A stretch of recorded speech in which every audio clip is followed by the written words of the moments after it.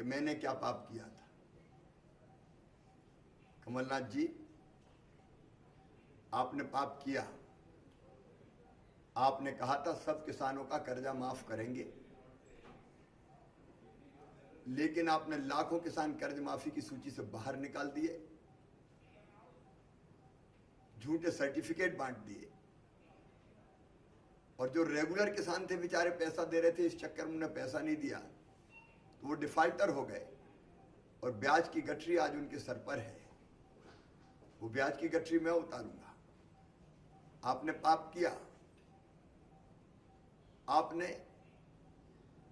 बच्चों को हम जो लैपटॉप देते थे 12वीं में अच्छे नंबर लाने वालों, उनके लैपटॉप छीन लिए। आपने पाप किया। आपने कहा था कन्या दान की राशि बढ़ा के 51,000 कर देंगे। 51,000 की कह के एक पैसा बेटियों के खाते में नहीं पहुंचाया। आपने पाप किया। प्रदेश का विकास ठप्प कर दिया। आपने पाप किया। मध्य प्रदेश को दलालों की मंडी के रूप में परिवर्तित कर दिया। आपने पाप किया। भ्रष्टाचार का विकेंद्रीकरण कर दिया। आपने पाप किया। मैं अपनी गरीब बहनों को बेटा बेटी के जन्म के पहले 4,000 और जन्म के बाद 12,000 देता था। आपने ये 16,000 रुपए की राशि मेरी बहनों से छीन ली। आपने पाप किया। एक्सीडेंट में डेथ अगर होती थी किसी गरीब परिवार में, विधवा बहन के खाते में 4 लाख रुपया जाते थे। ये 4 लाख रुपया आपने छीन लिए। आपने पाप किया। अंतिम संस्कार के लिए जो 5,000 रुपया हम देते थे ताकि सम्मान के साथ अंतिम विदाई हो सके, वो कफन के 5,000 रुपया भी गरीब से आपने छीन लिए। आपने पाप किया। हम बुजुर्गों को तीर्थ यात्रा करवाते थे, आपने तीर्थ दर्शन योजना समाप्त कर दी। आपने पाप किया। प्रधानमंत्री किसान सम्मान निधि में जिन किसानों के नाम केंद्र को भेजते थे ताकि उनके खाते में पैसा आते, आपने नाम नहीं भेजे। मैंने 77 लाख नाम की सूची बना के प्रधानमंत्री जी को भेजी। आपने पाप किया। प्रधानमंत्री आवास योजना के जो मकान गरीबों को मिलने थे, वो मकान गरीबों से छीन लिए। आपने पाप किया। पिछले साल फसल खराब हुई थी किसानों की, वो खराब फसल के 5,000 करोड़ रुपया बनते थे, आपने किसानों के खाते में पैसे नहीं डाले। आपने पाप किया।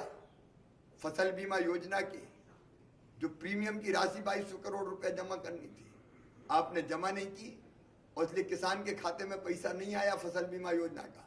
मैंने 2200 करोड़ रुपया जमा करके और बाद में 19 के भी रबी और खरीफ का प्रीमियम जमा करके किसान के खाते में लगभग 8,000 करोड़ की राशि डलवाई। आपने पाप किया। केंद्र से जो मिलने वाली सहायता थी उनका उपयोग ढंग से नहीं किया। मैं कितने पाप बताऊं आपके। आपने मध्य प्रदेश का सत्यानाश कर दिया था, यही आपका पाप था और इसी की सजा आपने भुगती। भारतीय लोकतंत्र का जब इतिहास लिखा जाएगा उसमें ज़रूर मध्य प्रदेश के उपचुनाव का एक पन्ना होगा और इसमें गद्दारों का नाम काले अक्षरों में लिखा जाएगा। पैसों का, शराब का उपयोग करना शुरू किया है। पिछले 12 घंटे 24 घंटे में जो मुझे खबरें आई हैं, किस तरह पैसा बांटा जा रहा है, किस तरह शराब का बांटी जा रही है, किस तरह प्रशासन और पुलिस का दबाव और उपयोग किया जा रहा है, ये आज साफ स्पष्ट करता है कि भारतीय जनता पार्टी पिट रही है। कहना चाहता हूँ कि अब उनके सौदे की सरकार का अंतिम समय आ गया है। इस चुनाव में ये सिद्ध हो गया है कि जनता को महल की ज़रूरत नहीं है, महल को जनता की ज़रूरत है। चुनाव सच्चाई और झूठ का है और मुझे मध्य प्रदेश के मतदाताओं पर, खास करके ये 28 सीटों के मतदाताओं पर पूरा विश्वास है कि वह सच्चाई पहचान के मध्य प्रदेश की तस्वीर अपने सामने रखकर सच्चाई का साथ देंगे। मुझे ताज्जुब है और दुख है कि शिवराज जी कहते हैं कि मैंने उन्हें कमीना कहा, ज्योतिरादित्य सिंधिया कहते हैं मैंने उन्हें कुत्ता कहा। ये इसका कोई प्रमाण दे दें, कोई रिकॉर्डिंग दे दें, कोई सबूत दे दें। मैंने इन शब्दों का उपयोग कभी नहीं किया।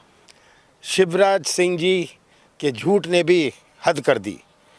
चुनाव के एक दिन पहले वे झूठ बोलने से बाज नहीं आते। अभी उन्होंने कहा है कि कमलनाथ पापी हैं। मैंने तो पूछा था मैंने कौन सा पाप किया, और शिवराज जी जवाब में कहते हैं कि कमलनाथ ने कर्जा नहीं माफ़ किया। उनकी गवर्नमेंट ने खुद बयान दिया है कि 27 लाख किसानों का कर्जा माफ़ हुआ है, बाकी का दूसरे और तीसरे किस्त में होने जा रहा था। कहते हैं कि बच्चों की पढ़ाई का पैसा मैंने रोक लिया। एक एक बात उनकी झूठ। मुझे आश्चर्य होता है कि इतनी बेशर्मी से ये कैसे इतना झूठ बोल सकते हैं। इन्होंने कई बातें बताई हैं, एक एक बात उनकी झूठ है।